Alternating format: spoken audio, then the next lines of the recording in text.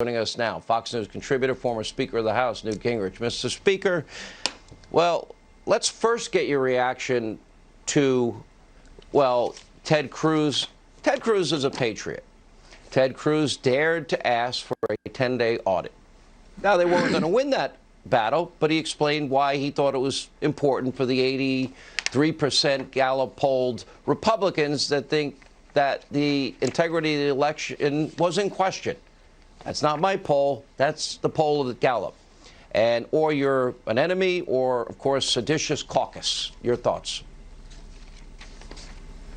Well, look, I think you're seeing the hysteria of the Biden system because it's not really about Biden himself.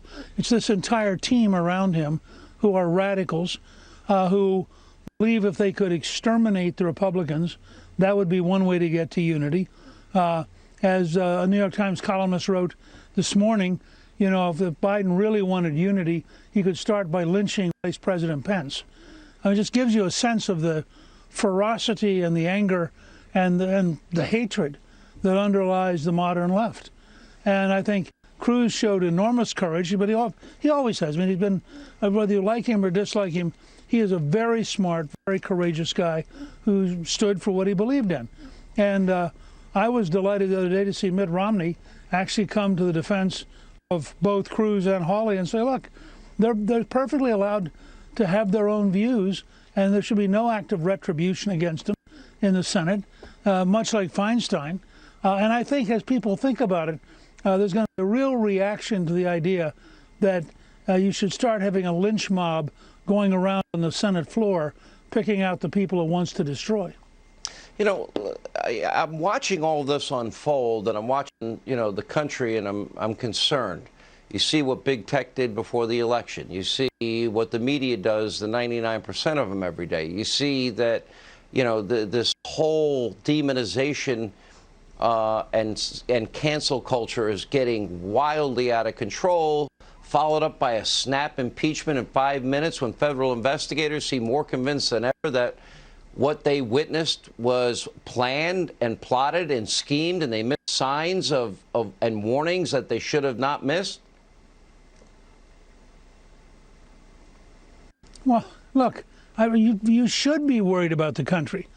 You know, when President Biden in his inaugural starts talking about extremism and manages to not mention Antifa, I actually thought this morning that Seattle and Portland and Denver may have been Antifa's response to having their feelings hurt because they think they've earned the right to be considered a terrorist extremist group, and the fact that the left refuses.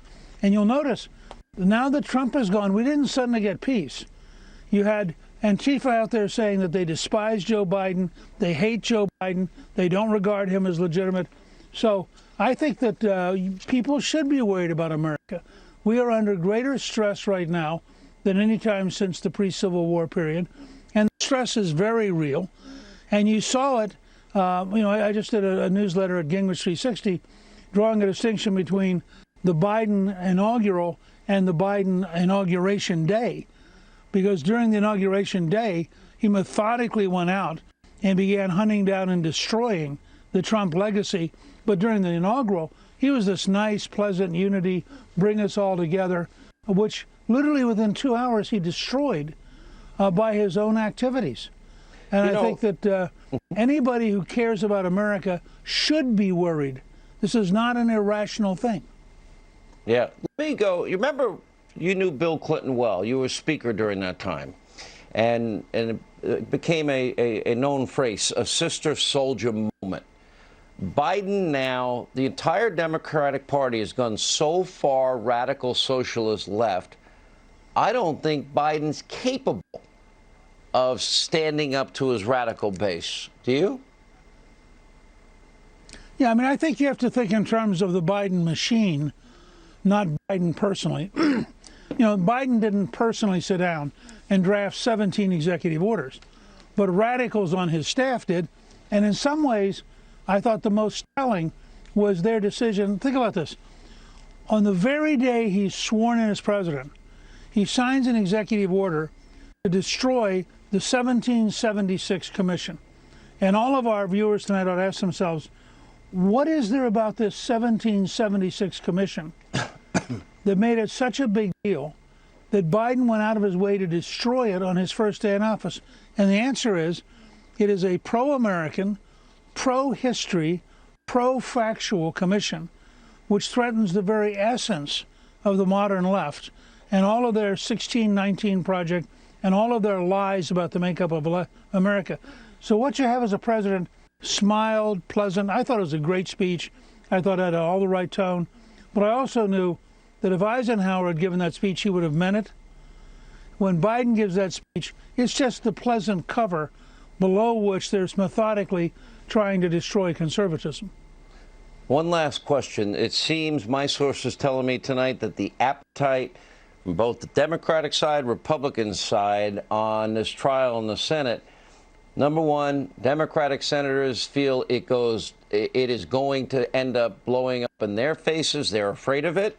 That would mean they're going to go along with a snap impeachment and a rush to judgment in the House, and the belief among Republicans that we can't validate that process. And by the way, what they're trying to do is unconstitutional. We won't be a part of that either.